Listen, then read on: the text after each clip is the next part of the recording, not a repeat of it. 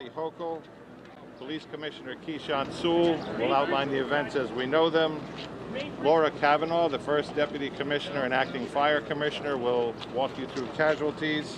Jeno Lieber from the MTA will give us the status of the system, and then we'll be able to entertain some limited questions. There will be another briefing later this afternoon where we'll be able to update that, and then additional briefings as needed. First Deputy Mayor Lorraine Grillo. Thank you, John. So from the very minute this incident occurred, the mayor and I have been on the phone monitoring the situation constantly. We have worked with all of our agencies, the FDNY, NYPD, OEM, all of the agencies who have worked really hard together, and we continue to throw all of the city's resources at this situation. We've made all of the resources available, and we'll work with the Office of Emergency Management for any additional needs. I'm going to ask the Police Commissioner, Keyshawn Sewell, to speak to you and give you an update on the events of today. Thank you. Good afternoon. We're here to update New Yorkers about an active shooting incident that took place this morning inside the 36th Street subway station on the N line. I want to begin by assuring the public that there are currently no known explosive devices on our subway trains, and this is not being investigated as an act of terrorism at this time. We can also report that although this was a violent incident, reportedly we have no one with life-threatening injuries as a result of this case. This investigation is only hours old, so please note this information is subject to change. Just before 8:24 this morning, as a Manhattan-bound N train waited to enter the 36th Street station, an individual on that train donned what appeared to be a gas mask. He then took a canister out of his bag and opened it. The train at that time began to fill with smoke. He then opened fire, striking multiple people on the subway and in the platform. Again, we will describe him as an individual. He is being reported as a male black, approximately 5 feet 5 inches tall with a heavy build. He was wearing a green construction type vest and a hooded sweatshirt. The color is gray. At this time, we are working with our federal partners where we are asking for the public's help. Anyone with information, videos, or photographs, no matter how insignificant they think it may be, is encouraged to call Crime Stoppers at 800-577-TIPS. All calls are strictly confidential. I'd like to turn it over to the FDNY to give information about the victims. Oh, I'm sorry. I apologize. The governor would like to speak now. Governor Hochul, my apologies. That's right. Good afternoon. This morning, ordinary New Yorkers woke up in anticipation of a relatively normal day. They left their homes en route to school, en route to their jobs, and to a normal day, as I mentioned. That sense of tranquility and normalness was disrupted, brutally disrupted, by an individual so cold-hearted and depraved of heart that they had no caring about the individuals that they assaulted as they simply went about their daily lives. This individual is still on the loose. This person is dangerous. They're asking individuals to be very vigilant and alert. And you'll get more reports on specificity as the day goes on. So this is an active shooter situation right now in the city of New York. I just got off the phone with the mayor. He's recovering well. He is monitoring. He's actively engaged in the situation. I wanted to let him know that the people of the entire state of New York stand with the people of this city, this community, and we say no more. No more mass shootings. No more disrupting lives. No more creating heartbreak for people just trying to live their lives as normal New Yorkers. It has to end, and it ends now. And we are sick and tired of reading headlines about crime, whether they're mass shootings or the loss of a teenage girl or a 13-year-old. It has to stop. I'm committing the full resources of our state to fight this surge of crime, this insanity that is seizing our city, because we want to get back to normal. It has been a long, hard 2 years. That's what we crave, that sense of stability and normalcy. And this is what the mayor and I are going to continue to work toward. And I thank the partners, the brave people of the MTA, the first ones who had the sense, the drivers of the train, to leave the station to make sure no more victims could be hurt. The NYPD, FDNY, state police, everyone involved in this has one purpose, and that's to stop the insanity of these crimes. You'll hear now from our fire department. I want to thank them for being there to help us diffuse a volatile situation. But we'll be giving continued reports as this day unfolds. Again, we ask everyone to be careful, be cautious, report what you see. It is likely that someone out there listening to this is going to help us lead us to that individual. You have a description of what they're wearing. You know the details. But this is the day we pull together as New Yorkers, united in a common purpose to say no more. And that is what I'm going to continue to do as the governor of the state of New York, working with our local partners right here. Thank you. Thank you, Governor. Good afternoon. This morning, the FDNY received reports of gunshot victims in the subway. Thanks to their quick response, we were able to treat 16 patients.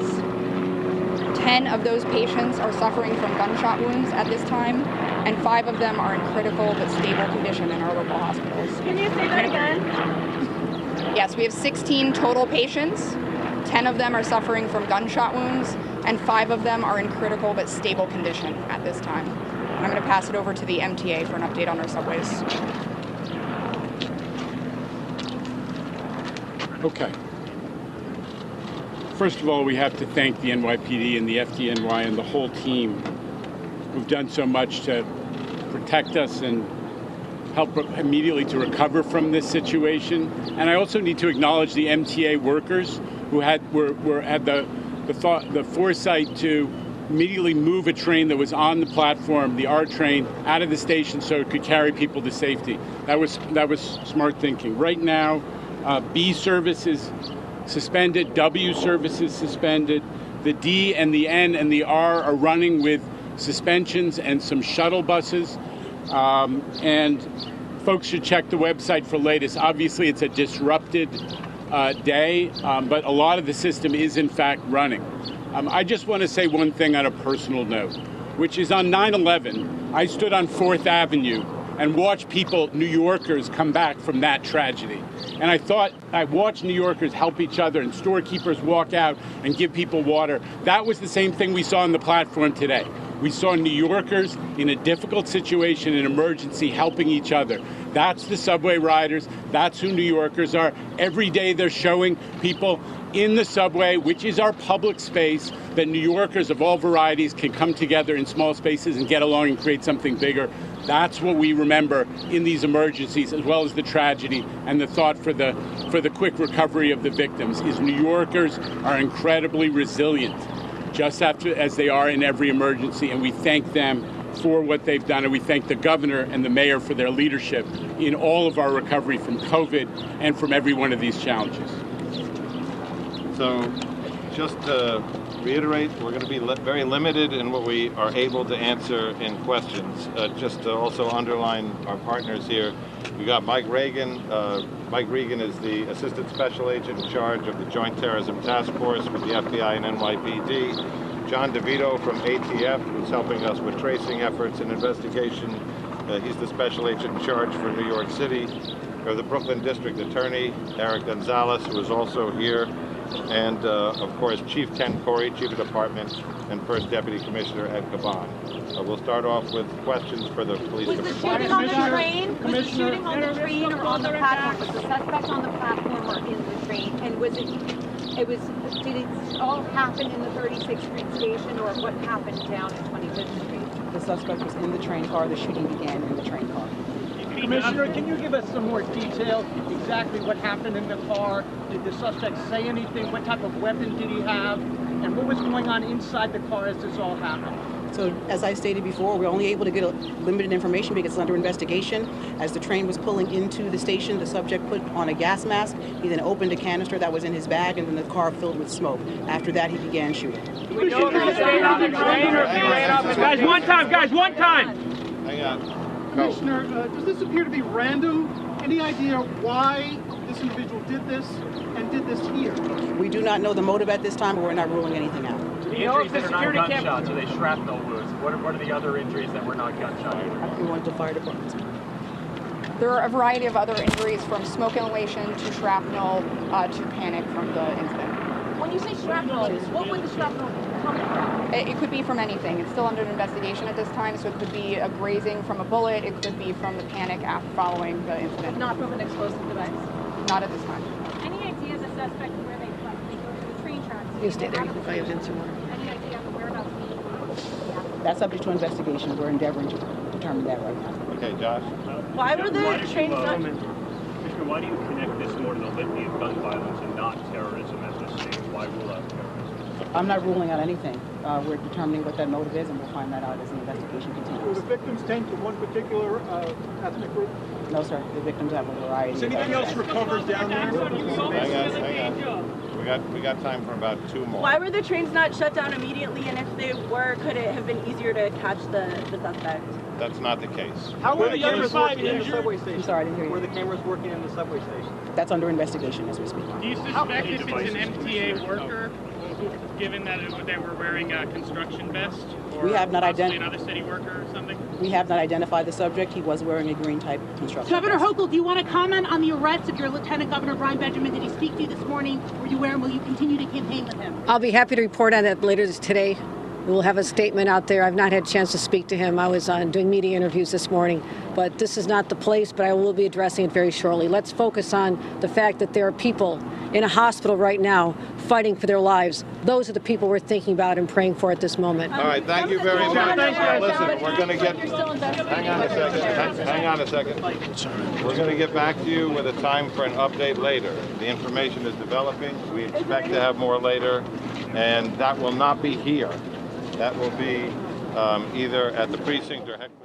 All right, that is a live look at that press conference we were waiting on, live from Brooklyn, New York. You can see NYPD, the New York Fire Department, the ATF, all on scene there after a reported shooting on the 36th Street N-Line train that was pulling into the station around 8:30 this morning in Brooklyn, New York. We did get an update about the victims in all of this. So as we were getting conflicting reports, 16 total patients were hurt in this shooting.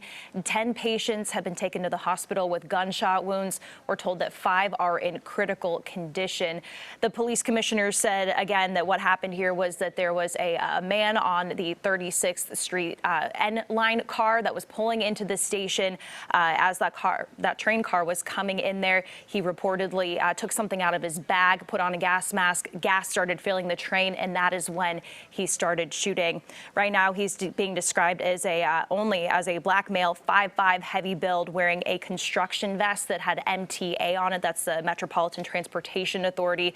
Also wearing a gray sweatshirt. They are asking for people if they have any videos or photos of either the aftermath from above or on that train car to please reach out to police and help them with that investigation. Right now, this is an active and ongoing investigation, but police are saying that there's no active terrorist threat at this moment.